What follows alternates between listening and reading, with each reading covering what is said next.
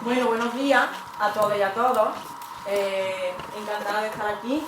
Como otro año, que otro año hemos hecho la actividad ahí en el centro educativo, y este año estamos aquí, muchos más que en ocasiones anteriores, lo cual me alegra mucho. Espero que os interese el tema y no vengáis solo porque Bermejo apruebe la asignatura, sino porque realmente os llame la atención lo que venimos a contaros.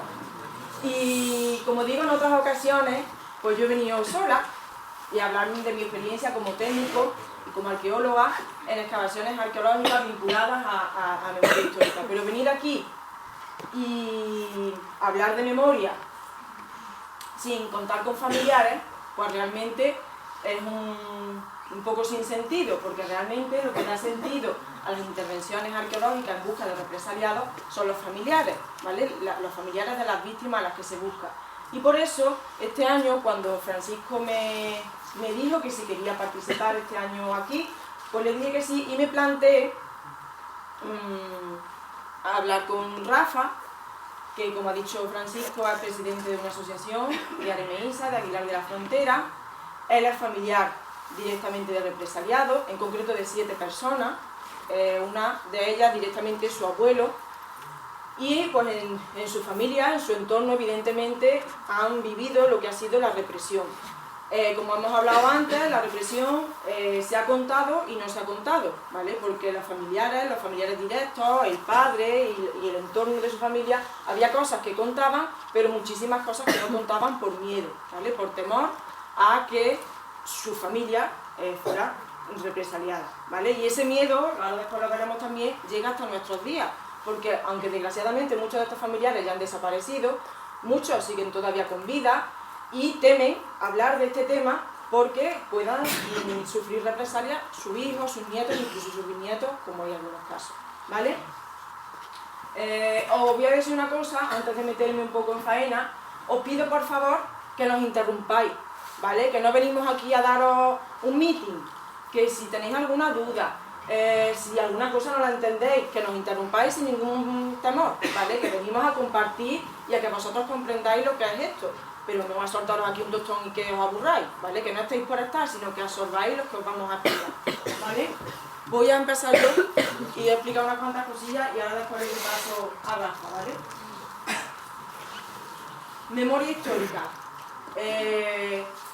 Un poco una definición, la definición claramente la representa esa imagen. Yo no conozco a ninguna de esas personas, he cogido las imágenes de internet, bueno, la de abajo es un poco más, quizás más relevante porque es Ascensión Mendieta, que ha tenido un poco de relevancia últimamente en este tema de memoria histórica, pero la memoria histórica es esa imagen, familiares que buscan familiares de víctimas represaliadas, ¿vale? Son familiares con la foto de la persona que no saben dónde está, o que si saben dónde está, no han podido recuperarla y enterrarla dignamente donde ellos han querido, ¿vale?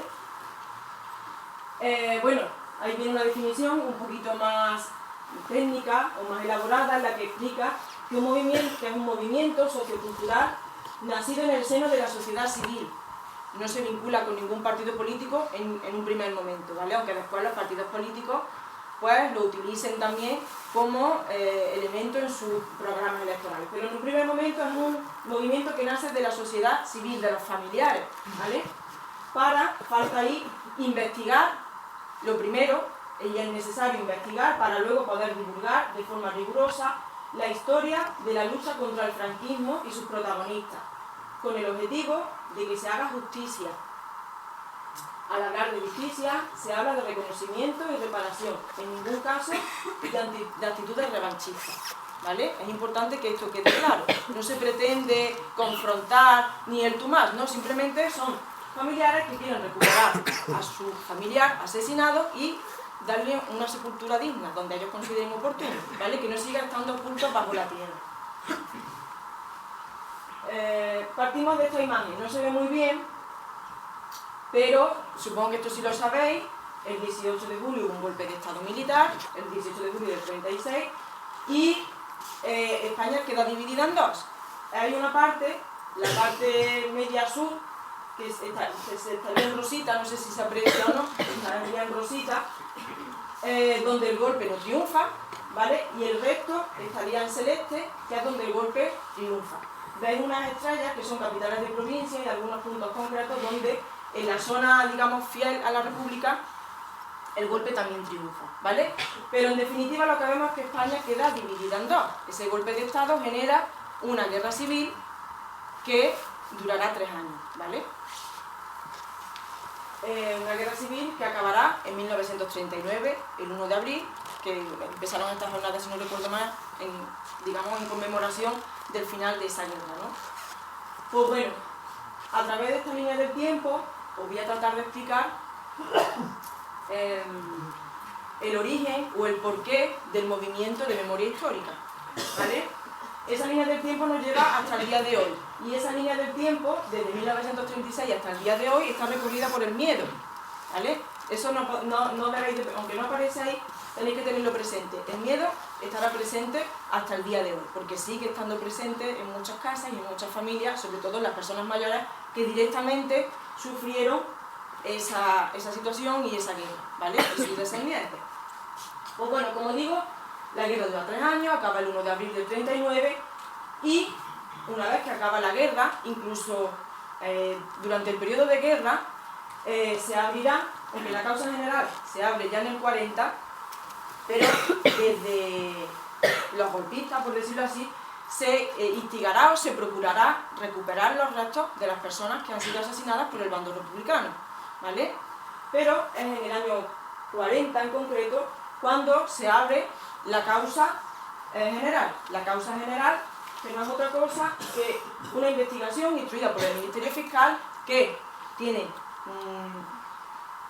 un amplio recorrido, quiere hacer muchas cosas, pero una de ellas es la búsqueda de los restos de víctimas que habían sido asesinadas por el bando republicano, porque tenemos que tener claro que en una guerra hay muertes de los dos lados, eso es indiscutible, ¿vale?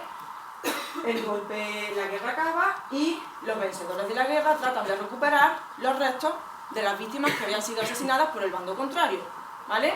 Ahí tenemos algunas imágenes de cómo los forenses de la época pues documentan los restos de las víctimas en cuestión, ¿vale? En aquel momento había los medios que había, pero se trataron de recuperar a gran parte, a muchísimas de las personas que habían sido asesinadas durante la guerra civil. Volvemos otra vez a la línea y nos vamos a dar un salto al 1959. El 1 de abril, conmemorando también el final de la guerra, hacía 20 años que la guerra civil había acabado, pues se inaugura Cuelgamuros, o lo que normalmente se conoce como el Valle de los Caídos. El Valle de los Caídos trataría de representarse como una especie de mausoleo donde aunar las dos Españas, ¿vale? ¿Cómo se construye el Valle de los Caídos? Bueno, pues por un lado se construye, es importante tenerlo en mente, aunque sea una cosa que no vamos a profundizar, el Valle de los Caídos se construye con trabajo esclavo, de presos políticos, se emplea mano de obra que estaba presa para construir esa enorme mole que es el Valle de los Caídos. Y en su interior, Franco tratará de enterrar las dos Españas, recogerá el restos óseos de toda España, de distintos puntos del país, en concreto son más de 30.000 los restos de personas que yacen en el interior, tanto de un lado como de otro, pero claro, sin pedir permiso, ¿vale? Se planteó que ahí iba a unar las dos Españas y recopiló el resto de toda España, pero a nadie pidió permiso, sin tener en cuenta la opinión de los familiares directos de esos restos óseos, porque no podemos olvidar que los restos óseos antes eran personas, y que esas personas tenían familiares que tenían derecho a opinar sobre lo que se hacía con esos restos, ¿vale? Pues bueno, vamos a 1978. Antes de 1978, ¿sabéis qué ocurre? Unos años antes. ¿Sí o no? Muere Franco en el 75, ¿no? Eso es una liberación. Después de 40 años de dictadura, es una liberación. ¿Qué ocurre? Las primeras exhumaciones de republicanos. Franco muere y es como una ventana abierta para todas aquellas personas que sabían dónde estaban los restos de sus familiares para, de alguna manera, ir a recuperarlos. Esa imagen que tenéis ahí, de mujeres vestidas de negro, no son nietas ni hijas, son las mujeres de los asesinados, ¿vale? Que sabían dónde estaban los restos de su marido y, bueno, están a la espera, porque ahora veremos las imágenes siguientes, de que los saquen, ¿vale? Son las mujeres, las viudas. Aquí tenemos una imagen de cómo, de aquella manera espontánea, porque surgió de manera espontánea, los familiares como dice Francisco Echevarría, los sábados a la tarde se cogían un pico y una pala y iban a donde sabían que estaba la fosa, porque lo que querían era sacar los restos. Les daba igual cómo. Hoy, cuando hablemos de las exhumaciones que se hacen a día de hoy, veremos que no tienen nada que ver con eso. Ellos lo que querían era sacarlos de donde sabían que estaban y enterrarlos dignamente, ¿vale? Porque los habían enterrado como auténticos animales, ¿vale? Ahí vemos una imagen de cómo eso, unos cuantos amigos, pues se han ido, yo creo que del otro cementerio, porque no sé exactamente dónde está, y uno de ellos, el del centro de la imagen, sostiene un cráneo, ¿vale? Y aquí tenemos otra imagen de cómo están repartiendo los huesos de la manera que a ellos les parece más oportuna. Es que daba igual cómo se hiciera. En aquel momento no importaba cómo se hiciera, porque lo que querían era sacarlos de donde estaban. Y no les importaba si este cráneo era de esta persona o no, porque además en aquel momento tampoco había los avances científicos que a lo mejor a día de hoy tenemos. Evidentemente que se hacen las identificaciones por ADN. En aquel momento es que daba igual. Ellos querían sacarlos de donde estaban enterrados y enterrarlos donde les pareciera mejor a ellos, ¿vale? ¿Qué ocurre? El 23 de febrero de 1981, un golpe de Estado que frenará en seco todos esos impulsos de recuperar a las víctimas que yacían enterradas en las cunetas, ¿vale? Y en los cementerios. El golpe de Estado nuevamente hace resurgir el miedo, que como veremos, y como digo, recorre toda esa línea, hace resurgir el miedo y nuevamente frena en seco ese primer impulso o ese primer momento de memoria histórica, por decirlo así, ¿vale? Y nos vamos a 1996, damos un salto ya considerable, estamos avanzando bastante en el tiempo, y aparece ahí la División Azul, 2.900 recuperados. En aquel momento el gobierno de la nación se vincula a un proyecto de recuperación de miembros de víctimas españolas que habían fallecido en la contienda de la Segunda Guerra Mundial, ¿vale? La División Azul fue una especie de milicianos voluntarios que iban a combatir en la Segunda Guerra Mundial con Italia y con Alemania, ¿vale? Y muchos de ellos fallecieron pues, en Centro Europa. Bueno, pues el gobierno español, en aquel momento era del PP, si no recuerdo mal, pues se vinculó a ese proyecto y se consiguieron repatriar a 44 víctimas, 44 españolas que habían fallecido en la Segunda Guerra Mundial. De los 2.900 que se recuperaron de toda Europa, pues se consiguieron identificar a 2.610, que es una cifra altísima. Pero también hay que decir que estas víctimas, por eso el nivel de identificación es muy alto, porque en buena medida estaban identificados con la plaquita que llevaban puesta. También, que más o menos era fácil saber quiénes podían ser porque estaban también en sepulturas individuales. Pues bueno, se traen estos 44 repatriados que, como digo, combatieron en la División Azul. Y si eso ocurre en 1996, muchas personas se planteaban, muchos familiares que tenían víctimas que habían fallecido, que habían sido asesinadas en la guerra civil. Es diferente fallecer a ser asesinado, ¿vale? Aunque la muerte es la misma, pero no en las mismas condiciones. Pues bueno, se planteaban, si el gobierno invierte dinero en recuperar a víctimas que están en Centro Europa, yo que tengo a mi familiar aquí a la vuelta de la esquina, en una sepultura, ¿cómo puede ser esto, no? Entonces, de nuevo, aunque ya, evidentemente, eso unido a otras muchas cosas, de nuevo se empieza a movilizar la gente, a tratar de recuperar a sus familiares, y ahí, simbólicamente, planteo la fecha del año 2000. Que digamos una fecha simbólica porque es el año en el que Emilio Silva,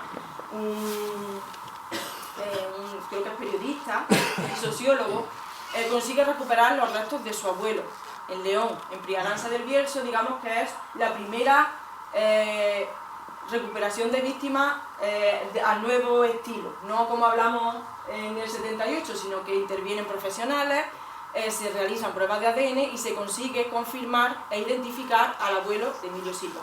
Digamos que esa fecha es el punto de inflexión, un antes y un después, en la recuperación de víctimas de la guerra civil, ¿vale? Y a partir de ahí, pues bueno, el recorrido es el que tenemos hasta hoy. Es una labor insuficiente la que se está haciendo porque son muchas las víctimas que yacen en toda España. Tenemos la fecha de 2007 en la que se promulga la Ley de Memoria Histórica, Una ley que, insisto, es insuficiente, pero que de alguna manera es un paso al frente para amparar a las víctimas de la represión.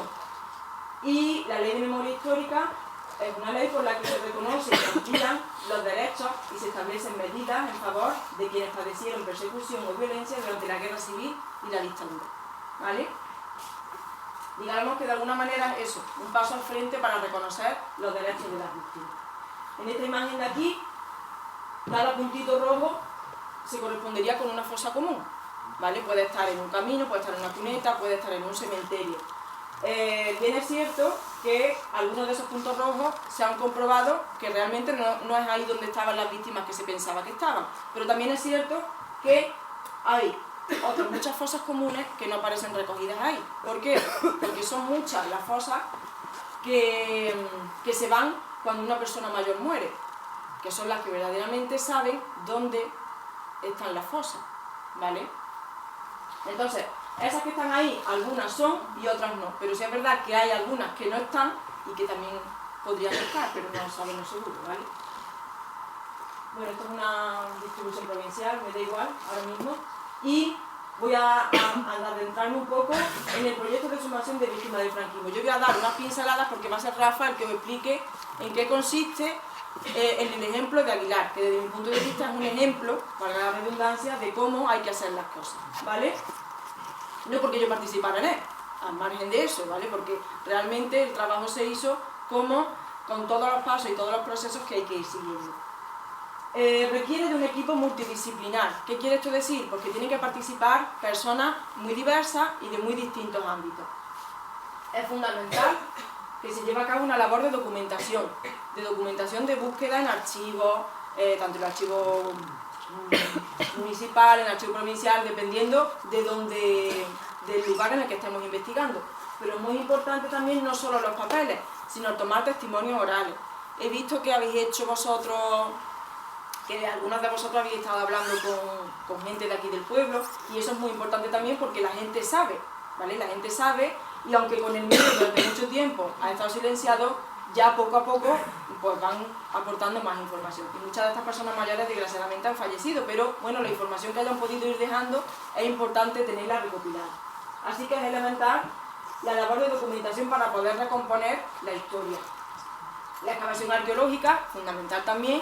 Nosotros los arqueólogos lo que hacemos es como levantar acta, como si fuéramos un notario, ¿vale? Vamos descubriendo, vamos quitando tierra y vamos documentando todo lo que nos encontramos. Pero hay que tener en cuenta que la arqueología es una ciencia destructiva. Para poder seguir excavando tenemos que ir destruyendo. Entonces todo ese proceso tiene que ser documentado a través de fotografías, de planos, de un registro de campo, a través de unas notas, en fin, de unas fichas que nosotros vamos rellenando y demás. Y todo eso tiene que quedar perfectamente documentado para posteriormente poder ir recomponiendo todo lo que hemos ido destruyendo, ¿vale? Cuando pasemos al ejemplo práctico de la intervención de Aguilar, vaya a comprender todo lo que estoy explicando ahora.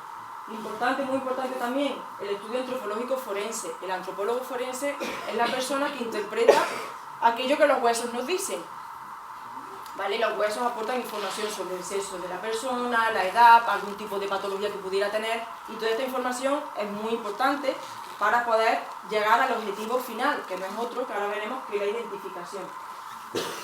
Crear un banco de ADN, tanto de los familiares que están con vida como de los restos óseos, para, al final de todo el proceso, cruzar los datos y eso, conseguir el objetivo final, que no es otro, como hemos dicho, que la identificación, ¿vale?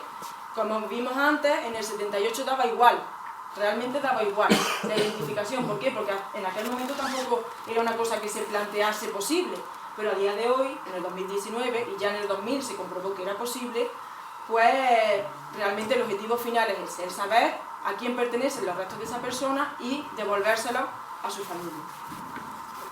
Y ya me callo yo y le dejo a Rafa, ¿vale?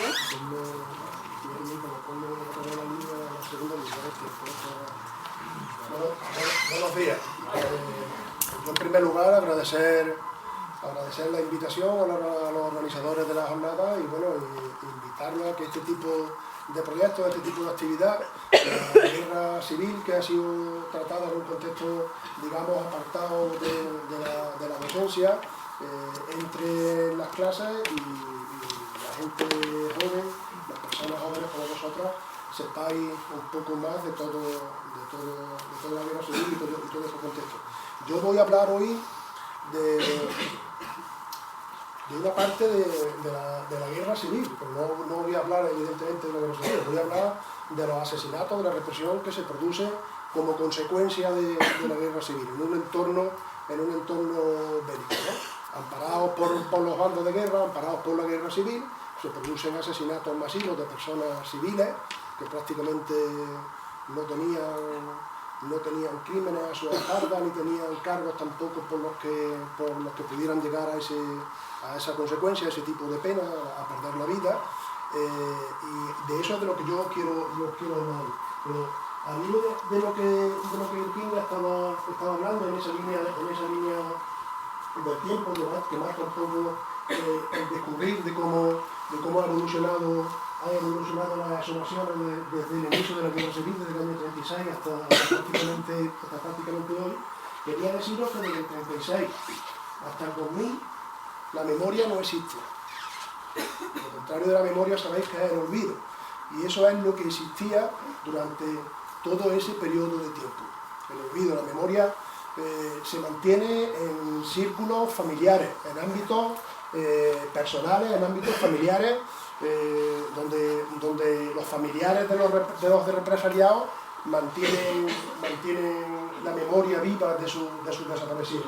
A efectos oficiales, a efectos públicos, la memoria desaparece, porque no interesa que se conozca qué fue lo que ocurrió durante todo ese periodo. Entonces, el olvido se institucionaliza, no el olvido solo físico de las personas que desaparecen, sino el olvido documental. Intentan después de asesinarla, hay un espacio de olvido, hay un abandono oficial, donde intentan que todas las personas que han sido represaliadas, que han sido ejecutadas durante los primeros meses de la guerra civil y algunos años después de la guerra civil, los documentos que, digamos, ligan esos asesinatos con esas personas desaparecen prácticamente casi todas. A partir del año 2000, cuando comienzan las primeras exhumaciones en Priensa del Bierzo, son las primeras exhumaciones que se hacen de forma científica y además de forma mediática, porque prácticamente casi todos tenemos acceso a verlas, se ven en la televisión. Esas son las primeras exhumaciones que marcan el periodo de memoria histórica, que estamos llevando hoy a cabo.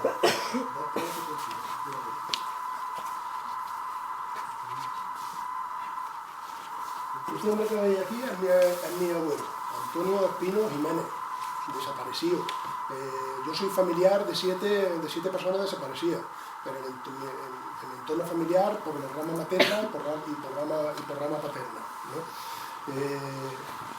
En mi casa nunca se habló del fusilamiento del abuelo, ni de las otras personas. Mi abuelo fue fusilado con un hermano, mi abuelo tenía 36 años, murió fusilado con un hermano con 21 y con un sobrino de nuestra edad, de 16 años. Y en el entorno familiar nunca se habló del asesinato del abuelo. Cuando yo soy más pequeño, pregunto un día de una fotografía del abuelo y pregunto por el abuelo, me dicen que el abuelo ha muerto, todavía me dicen que el abuelo murió en la guerra, no sabemos en qué guerra murió, se murió en Cuba, se murió en Filipinas. Yo pregunto cuando soy algo más mayor, pregunto y me dicen que el abuelo murió en la guerra civil y que fue fusilado. Entonces, a raíz de esa respuesta, pues uno comienza a hacerse muchas preguntas, muchísimas preguntas.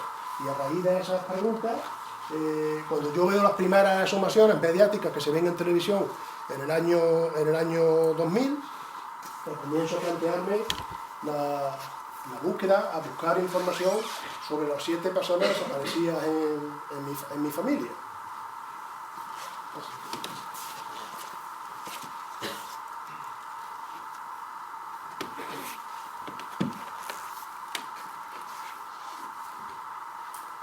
Junto a mis hermanos, pues creamos en Aguilar de la Frontera una asociación que se denomina RMISA, Asociación para la Recuperación de la Memoria Histórica Aguilar de la Frontera, y a la cual se suman desde el primer momento muchísimos familiares de esta localidad.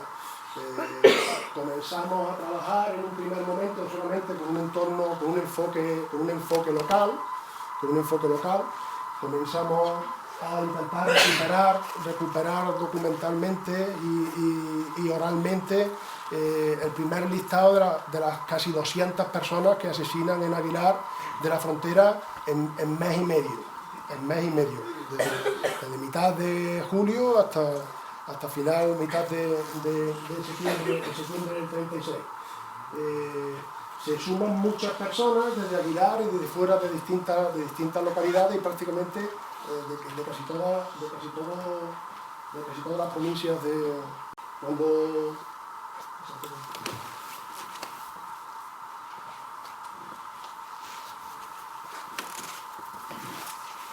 tenemos la asociación conformada, pues lo que nos mueve son los tres principios que engloban el movimiento nacionalista: verdad, justicia y reparación. Comenzamos a intentar buscar la verdad en Aguilar de la Frontera, buscando los nombres de las personas desaparecidas, buscando las fosas comunes donde podían encontrarse sus cuerpos.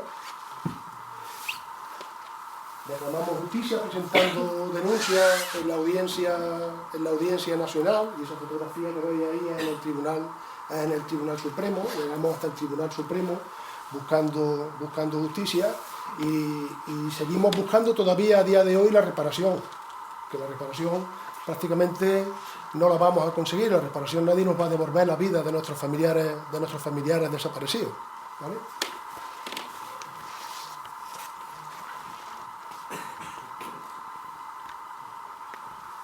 La búsqueda de víctimas en el cementerio de Aguilar de la Frontera pues comienza por una investigación documental previa. Recurrimos en primer lugar al registro civil, donde todas las personas que nacen y que mueren legalmente tienen que estar registradas, y nos encontramos aproximadamente a unas 70 personas, a un tercio de las personas desaparecidas, de las personas represaliadas en el término. De cada 3 personas que asesinaron en esa localidad, y prácticamente ese es el patrón común en casi toda España, solamente una cuenta compartida de defunción, casi todas fuera de plazo legal. Fuera de plazo legal quiere decir que no lo inscriben en el momento del fallecimiento, lo inscriben con posterioridad, algunos hasta el año 2000. Y dos tercios de esas personas a día de hoy continúan siendo todavía desaparecidos. Tienen una partida de nacimiento, pero no tienen partida de defunción. Los registros de libros del cementerio, los testimonios orales. Allí también se produce la búsqueda cuando muere el dictador. En la década de los 70 algunas personas comienzan a buscar las fosas comunes en el interior del cementerio, pero como dijo Virginia, cuando llega el intento de golpe de Estado del 23F, pues se paraliza la búsqueda, y todo el mundo sabía que existían las fosas en el interior del cementerio, pero nadie había sido capaz de encontrarlas. Los testimonios orales también son importantísimos. En este caso, en el caso de Aguilar de la Frontera, el testimonio de Manuela, esa mujer que veis ahí en el centro, que presenció directamente los asesinatos y nos lleva a emplazar las grandes fosas comunes de la parte de atrás del cementerio. La recogida de testimonios orales también, porque lo que se pierde documentalmente, que es mucho, se recupera luego con la recogida de testimonios orales, de los testimonios familiares. La memoria esa que yo decía, que durante 40 años son los familiares las que las mantienen vivas en sus casas, ¿no?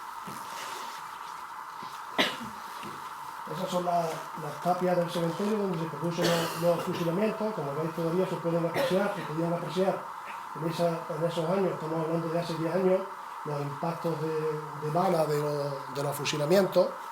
Bueno, ahí no se ven porque los que pillaron con cemento. Sí, los que pillaron con cemento. Pero estaban ahí, ¿no? Estaban los impactos ahí.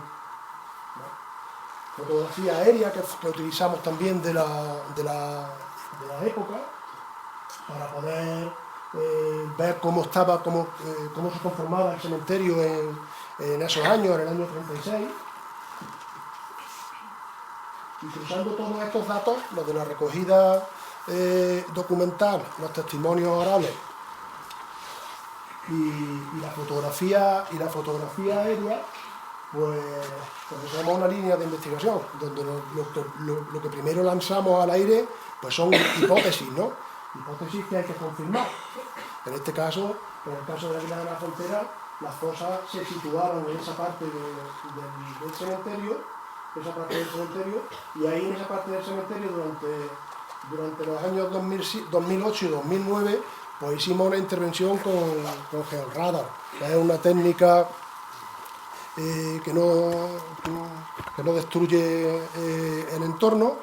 Es un sistema sofisticado que nos permite ver lo que hay por debajo del espacio natural de la Tierra, hasta 2,5 metros o 3 metros de profundidad, y con esos informes, con esos sondeos de georradar durante esos 2 años, pudimos localizar parte de las fosas comunes que estaban abiertas en el año 36 en el entorno del cementerio de Aguilar de la Frontera. Pero para nuestra sorpresa, cuando comenzamos la intervención física ya con los arqueólogos y los antropólogos, pues los testimonios orales nos llevan a distintos emplazamientos, a distintas tumbas en sepulturas. Son sepulturas normales del cementerio que estaban abiertas en el año 36 y que en principio parece ser que se utilizaron para enterrar, para ocultar los cuerpos de las personas que eran asesinadas en esas tapias que habéis visto antes, ¿no? Comenzamos a trabajar, los arqueólogos comienzan a trabajar en esa sepultura, y cuando llevamos días trabajando en ella, evidentemente pues se confirma que los testimonios orales eran ciertos en su totalidad, ¿no?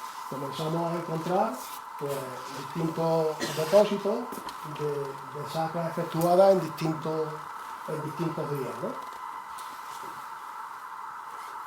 Estáis viendo imágenes de personas que fueron de casualidad, que fueron asesinadas en la tapia del cementerio, detenidas, casi todas por su militancia política, por su militancia obrera en sindicatos, por participaciones en manifestaciones del día 1 de mayo. Son detenidas, llevadas al cuartelillo y sacadas automáticamente todos los días más tarde y asesinadas en las tapias del cementerio, y arrojadas, como estáis viendo, en esa fosa que yo le llamo el Guernica de Aguilar de la Frontera, con las similitudes que tiene con el Guernica, arrojadas pues a más de 2 metros de profundidad.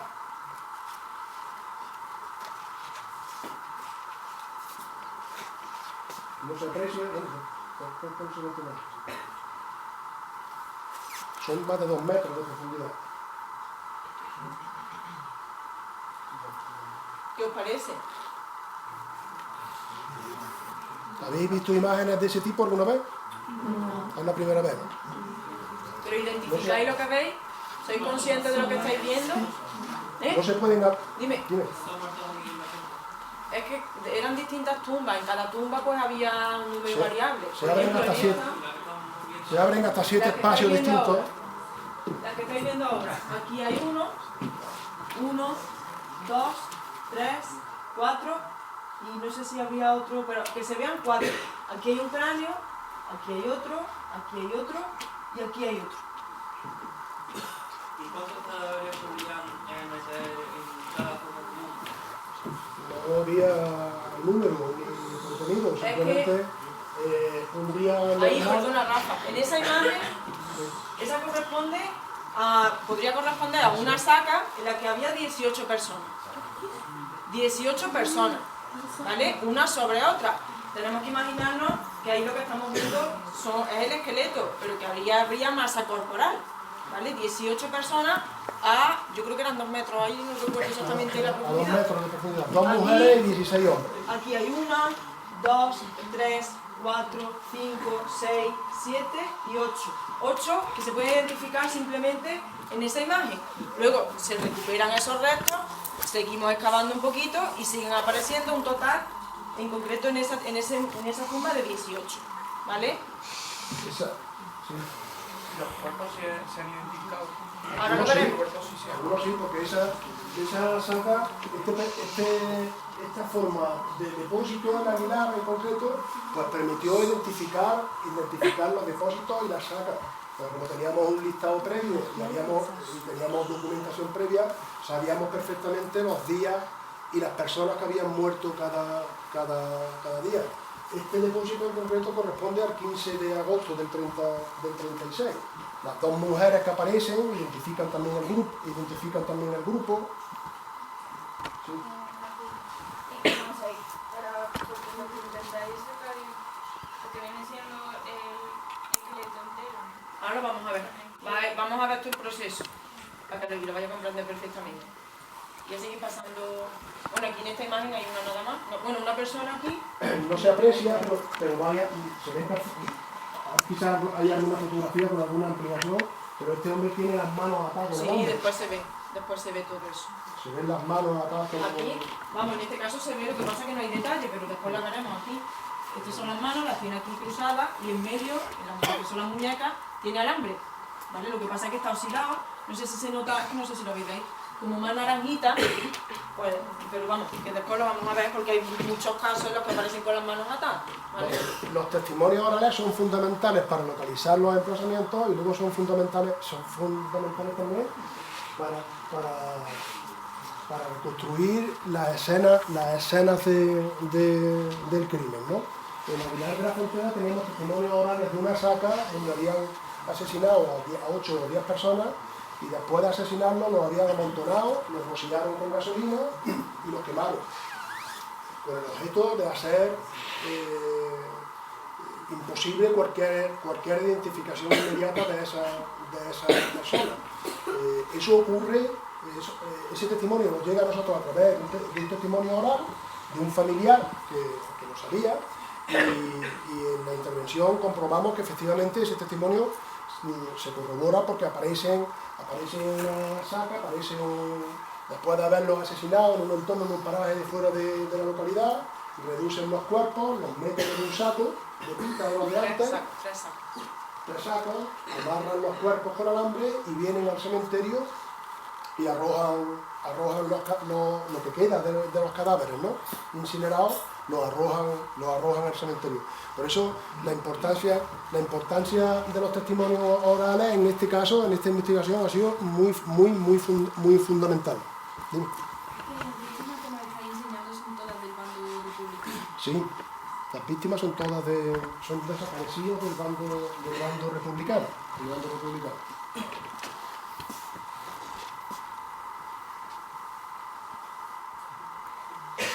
Arrojados desde cualquier forma, a 2 metros de profundidad.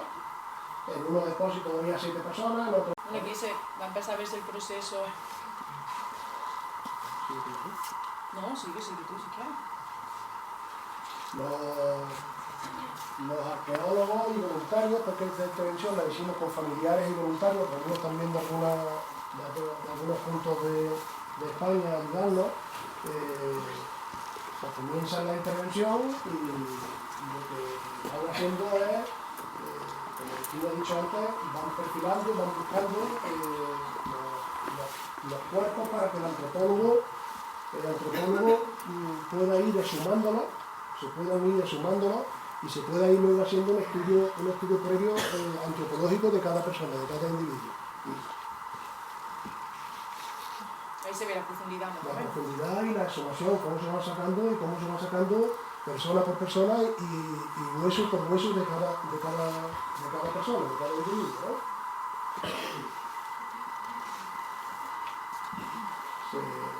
Se llevaron a la nave donde teníamos el laboratorio, donde el antropólogo hace un estudio completo de cada persona que nos aporta mucha información a la hora de cruzar datos para una posible identificación, ¿no? Nos aporta, como siempre, con una ligera tolerancia, edad, sexo, si era mujer, si era hombre, si tenía alguna tara física, si era cojo, ese tipo de patologías que dejan huella en el esqueleto humano, ¿no? Esa es una imagen del laboratorio, con las compañeras trabajando, limpian todos los huesos, se fotografían, y las evidencias ya os las explica Virginia, ¿vale? ¿Qué evidencias tienen los restos? Una de las primeras, no aparece aquí, lo que voy a explicar a continuación, pero lo hemos visto. Una de las primeras evidencias es la disposición en la que aparecen los restos cuando los encontramos. Un enterramiento ritualizado, un enterramiento normalizado, digamos que los restos se disponen normalmente de cúbito supino, o lo que quiere decir boca arriba, con las manos sobre el pecho, sobre la pelvis o a los lados de las piernas. Una de las primeras evidencias de violencia es la disposición en la que vemos los restos, que están arrojados literalmente al interior de la fosa, ¿vale?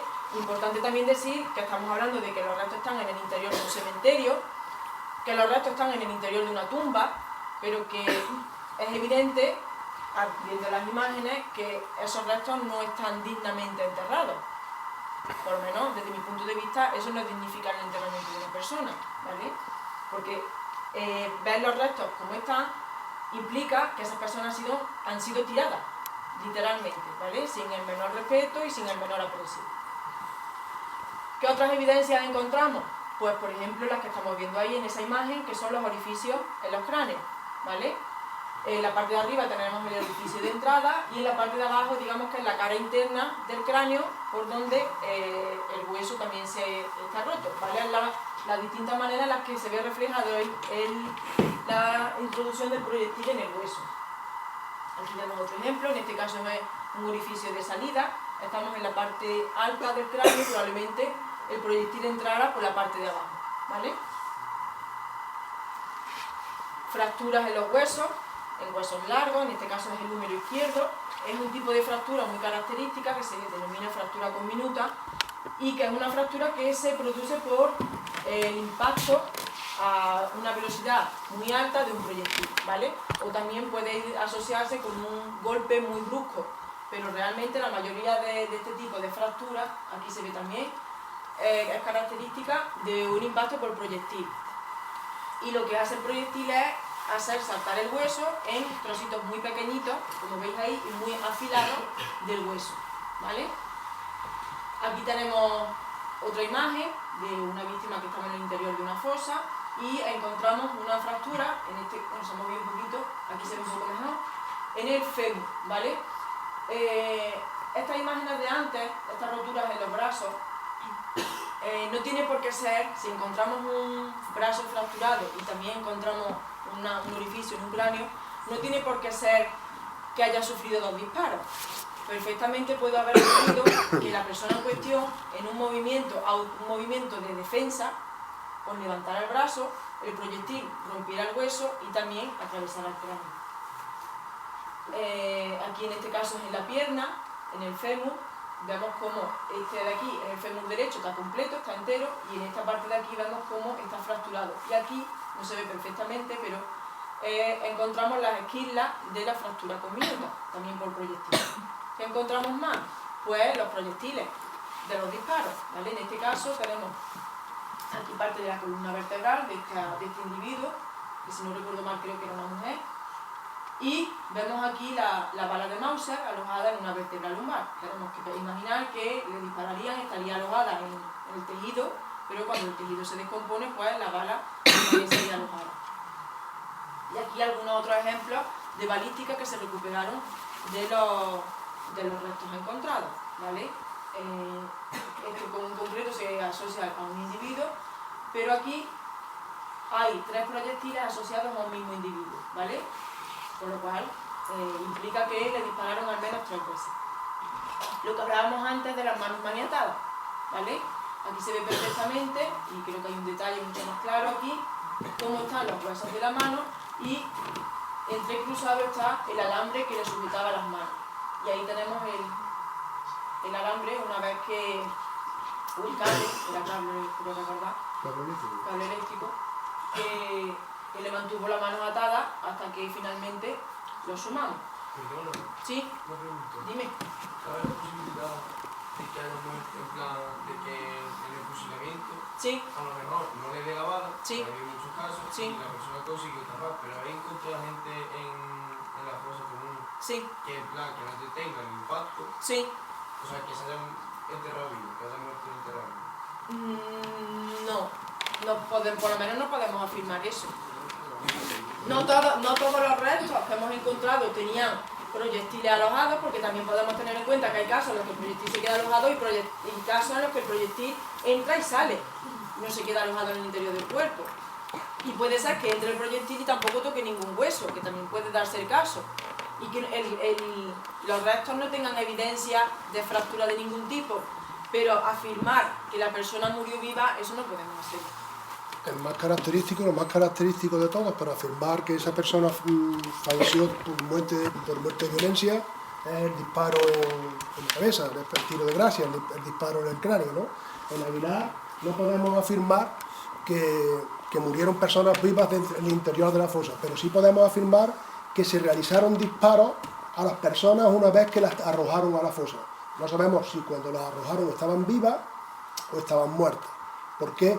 Porque aparecen, además de las puntas de las balas, del calibre pequeño que aparece alojado en algunos cráneos y de las puntas de Mauser, de fusil Mauser, aparecen casquillos de haber efectuado disparos de una posición alta hacia el interior de la fosa.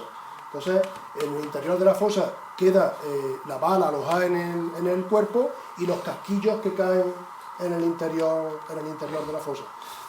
No podemos afirmar que las personas a las que se les dispara estaban vivas, pero que a las personas que arrojaron a la fosa, después de haberlas arrojado, le dispararon también desde arriba. Eso sí podemos afirmarlo. ¿Y cuáles eran los lugares que más se le han disparado? ¿Cómo? ¿Dónde se le han disparado? En las tapias del cementerio. No, sí, pero en la parte del cuerpo. Físicamente, en la cabeza sobre todo, donde más evidencias se han visto, y en las extremidades de los brazos y en las piernas, es donde se ven las evidencias de los disparos. ¿Vale? También tenemos, bueno, el ejemplo que hemos visto antes, en la zona lumbar, él entraría por la espalda, esta que ves aquí, esta es la columna vertebral, y aquí tenemos una bala alojada, también estaría en la parte trasera.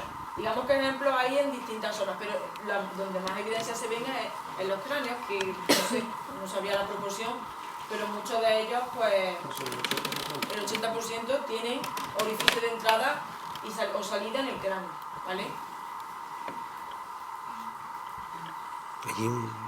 Virginia. Dime, no he visto la mano. Dime. Claro, lo enseñó las facturas de que posiblemente haya sido por un impacto de bala o lo que sea. Sí, Pero puede ser también que, por ejemplo, la fosa que me había enseñado antes de 18 personas, sí. que al arrojar los cuerpos también se rompiese el hueso, ¿no? Pero ese tipo de fractura es diferente y se nota, por eso es fundamental la intervención de un antropólogo, que es la persona que sabe leer los huesos, pero el tipo de fractura de tirar un hueso, o sea, de tirar un cuerpo y que en un momento dado se pueda dar un golpe o por la profundidad se pueda romper un hueso, es distinta al tipo de fractura que se produce cuando impacta un proyectil a una velocidad muy alta, ¿vale? Y el tipo de fractura del proyectil es esa que hemos visto antes, en la que el hueso, la zona en la que el proyectil impacta, a ver, el hueso se queda hecho en la zona, el hueso se fractura en unos trocitos muy chiquititos, ¿vale? Y en este caso ocurre igual. Puedes pensar, el hueso se ha podido romper al caer, pero cuando comienzas a excavar, con mucho cuidado te vas dando cuenta de que en torno a la zona distal del fémur aparecen esos trocitos chiquititos que son tan característicos de una fractura conminuta, que se denomina, y que se produce por un impacto de proyectil, ¿vale? ¿Qué más cosas encontramos aparte de las evidencias de violencia? Pues efectos personales. Muchos de ellos se encontraban con el calzado, con las botas, que son tan características de la gente de campo, ¿vale? Este tipo de calzado es el que empleaban pues ir a trabajar al campo, ¿vale?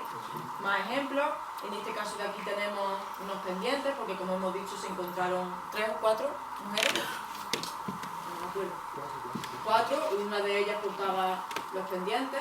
En este caso de aquí tenemos un bolígrafo, En este otro caso nos habla de que la persona era una persona fumadora. Encontramos lo que se llama una petaca donde se metía el tabaco picado, el tabaco. Y aquí justo encontramos la boquilla donde se pone el cigarro. ¿Es esto un elemento identificativo? Pues no, pero sí nos da pistas para tratar de reconstruir un poco y saber que esta persona en cuestión era una persona fumadora. No vamos a saber quién es, pero si tenemos testimonios de su familia y tal, que nos puedan decir que era una persona fumadora, bueno, pues nos acorta un poco la línea de búsqueda, ¿vale? Pero son elementos característicos de una persona en concreto. Y también encontramos, pues, como vemos aquí, un cinturón, se ve parte de un cinturón. Un anillo, que si os fijáis, no sé si lo podéis apreciar o no, lo tenía en la mano, se ven los huesos de la mano ahí, y el anillo in situ, ¿vale? Es lo que me refería al principio de la intervención, que el arqueólogo lo que hace es documentar paso a paso, ¿vale? Antes de extraer el anillo, ese anillo tiene que ser documentado, ¿vale? Y todo el proceso, todo, porque una vez que quitemos eso ya no existe. Esa imagen que estamos viendo ahí ya ha desaparecido, ¿vale? Por eso es tan importante que el registro sea un crucifijo. Muchas de estas personas se hablaban o se referían a ellas como que eran anticlericales, que quemaban iglesias. Hay casos de todo tipo, pero muchísimas de las personas que murieron simplemente por pensar de una manera concreta o por ser familiar de, o por muchas, en otras ocasiones, por rencillas personales. Y nada tenía que ver eso con la religión, muchas eran personas creyentes, ¿vale? De hecho, se fue a la tumba con un crucifijo que llevaría colgado y lo llevaría en un bolsillo, ¿vale? Dime. Eso es una escala, para saber cada cuadradito es 1 centímetro, ¿vale? Entonces ahí tenemos 1 metro que nos escala un poco la imagen y sabemos que en este entorno, pues aquí hay 5 centímetros. Es para saber un poco la referencia en medidas. En otras imágenes no se ha visto, pero también ponemos una más grande que se llama jalón y que es lo mismo, es una referencia a la hora de que tú veas la imagen y sepas en qué dimensiones te estás moviendo. ¿Qué se hace con los restos? Bueno, pues cuando se suman, habéis visto que se llevaban al laboratorio, que eran unas dependencias que nos habilitaron allí en el cementerio. El antropólogo los estudia. Antes de sacarlos incluso, él toma sus medidas, o sea, sus anotaciones, sus referencias, y una vez que se suman, pues los analiza en el laboratorio, tomando medidas, dimensiones, contrastando con otras cosas, viendo las particularidades que tiene cada resto, porque como decimos, la información que él puede extraer de los restos es muy importante y es fundamental para el objetivo final. Aquí tenemos una imagen en la que están reconstruyendo un cráneo. Algunos de esos cráneos que recuperamos estaban hechos trocitos, entonces en numerosas ocasiones pues, se pudo reconstruir y reconformar otra vez el cráneo completo. Y una vez que toda esta investigación se lleva a cabo, los restos se dejaban secar unos días y cuando ya estaban secos me refiero a que pudiera traer la humedad de la tierra y una vez que se secaban, se guardaban en cajas. En un primer momento metimos los restos en bolsas también, en parte, digamos, el cráneo en una bolsa, las piernas en otra, las extremidades superiores en otra, las costillas y tal. Pero nos dimos cuenta de que esto era un error, ¿vale? Porque el estar metido en bolsa estaba generando que se creara como una especie de hongo que podía ser perjudicial para los huesos. Entonces cuando nos dimos cuenta de eso, se sacaron todos los huesos de las bolsas, se volvieron a limpiar y se dejaron directamente en la caja, sin estar metidos en bolsa. Porque si el hongo podía afectar de alguna manera para la posterior extracción de muestras para el ADN. Se extrajeron las muestras de los restos óseos, en concreto se tomaron las muestras de 2 molares de cada uno de los restos óseos que recuperamos, ¿vale? Porque digamos que es una de las zonas de las que mejor se puede o las que mejor se conserva el ADN. En los casos en los que no se pudo extraer de los molares, de los dientes, se extrajo del fémur, se cortó una porción de una media caña del hueso largo del fémur y bueno, se documentó todo y se envió al laboratorio a Sevilla. Y bueno, allí se encargaron de llevar a cabo la identificación, de cruzar los datos de los restos óseos con los de los familiares vivos. A los familiares vivos no he puesto ninguna imagen, pero la muestra de ADN es muy sencilla. Se utiliza una especie de como el bastoncillo de los oídos, pero es más largo, se frota por el interior de la mejilla, se deja secar y ahí, digamos, está la información necesaria para que en el laboratorio puedan extraer el ADN y luego cruzarlo con el de los restos óseos. Y ese es el resultado de esta intervención en Aguilar. Se recuperaron 66 individuos, se han podido identificar el 50% a través de muestras de ADN, lo cual es una cifra considerable, y hay 5 identificaciones presuntivas. ¿Y esto qué quiere decir? Pues que hay indicios para poder decir que los restos de esa persona se corresponden con los de una persona en concreto, con un nombre en concreto, pero no se puede afirmar categóricamente ni científicamente hasta que no tengamos las muestras de ADN hechas.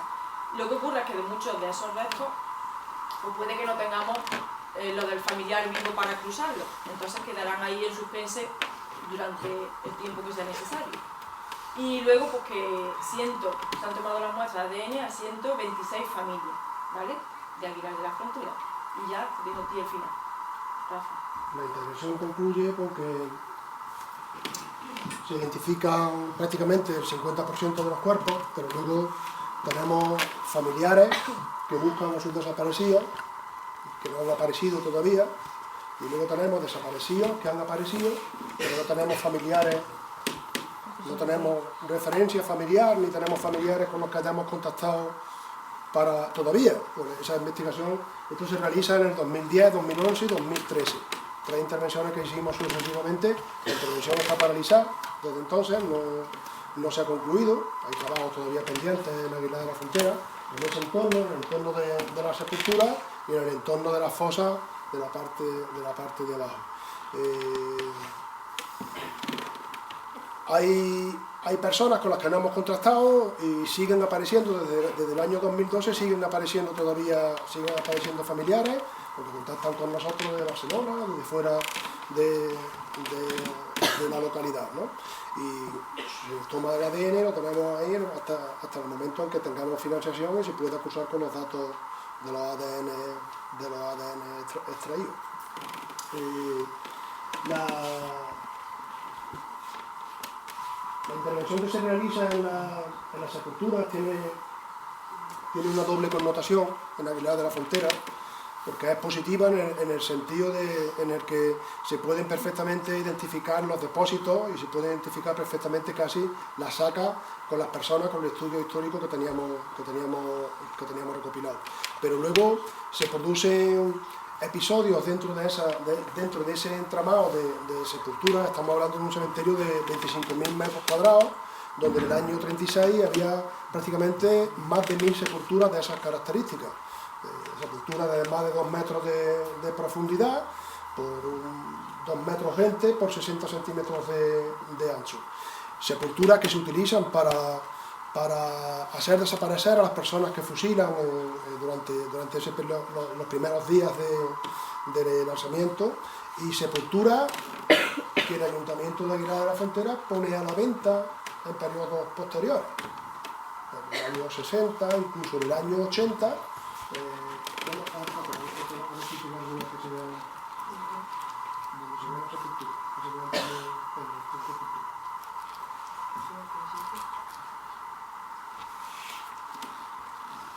Sepulturas donde hoy actualmente llegamos, lo que encontramos en lo alto es un mausoleo familiar, con personas muertas por enfermedad o por avanzada edad y demás, y que aquello tiene propiedad, y donde los desaparecidos, donde las personas represaliadas están 2 metros más abajo.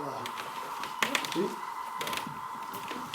Había sepulturas que estaban en tierra, que no estaban identificadas, que estaban en tierra, y otras donde lo que nos encontramos son propiedades particulares.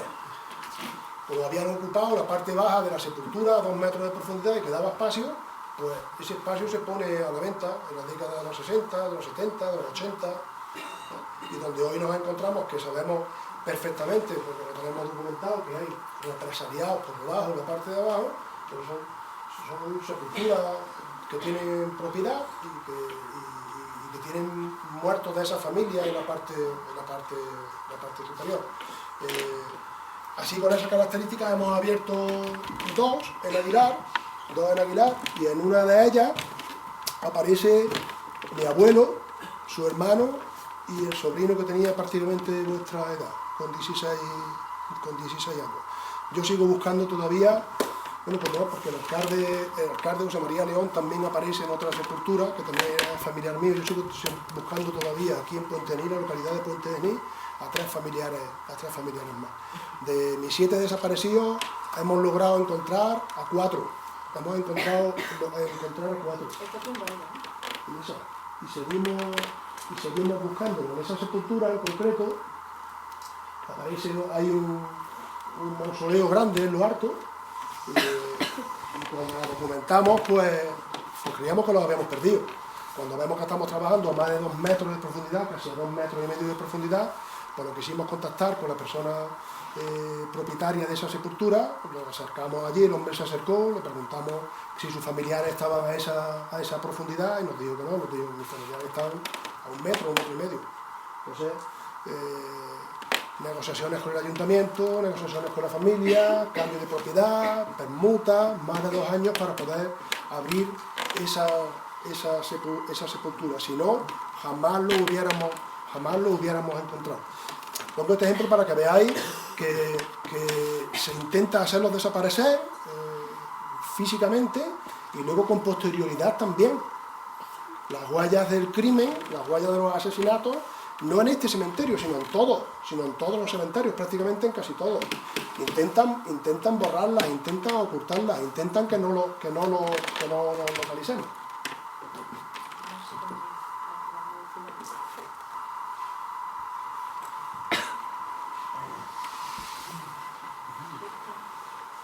Ha habido familiares que se han llevado a sus desaparecidos, pues se los han llevado a Córdoba, se los han llevado a Barcelona, se los han llevado a Madrid. Lo han enterrado dignamente, lo han enterrado con su viuda, lo han enterrado con su hijo.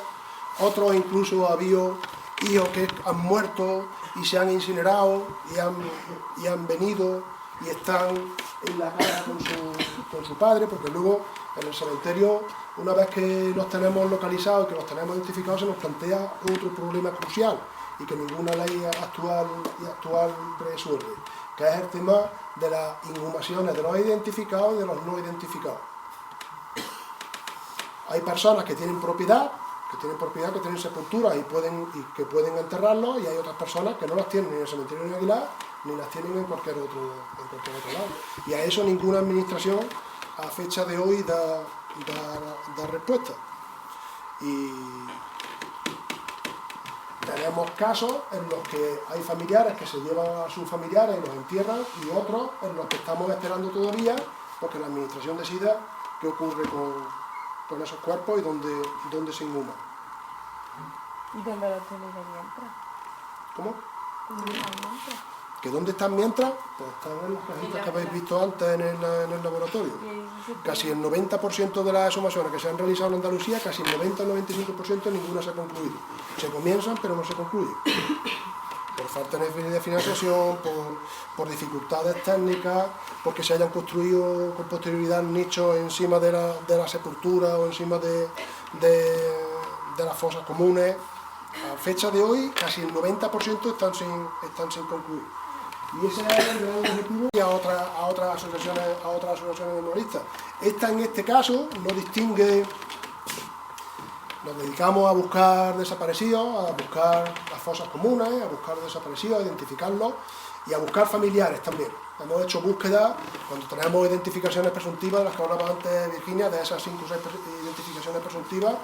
Tenemos indicios en Aguilar de que asesinaron a un padre con 60 años y a un hijo que era militar.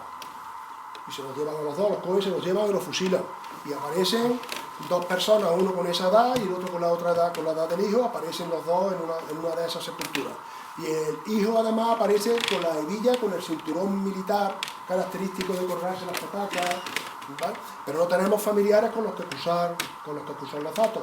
Sabemos que esa saca corresponde al día que se los llevaron El ADN de ellos dos también conforman. El ADN nos dice que son padre e hijo, pero no tenemos ningún familiar con el que cruzar los datos. Entonces, hasta ese momento, hasta el momento que se produzca, que aparezca un familiar, no tenemos una prueba científica que asegure, que nos pueda decir que esas dos identidades corresponden a las dos personas que estamos buscando. En ese momento nosotros le asignamos identidades presuntivas. Supuestamente, pues podemos asignar un nombre, pero no tenemos la prueba científica que avale ese dato. ¿Vale?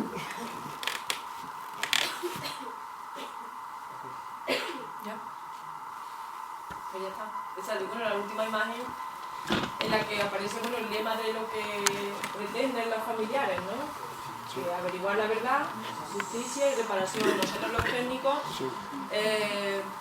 tratamos de sacar a la luz la verdad, ¿vale? Sacar los restos y que se sepa la verdad. También por eso estamos hoy aquí, porque queremos que se sepa la verdad.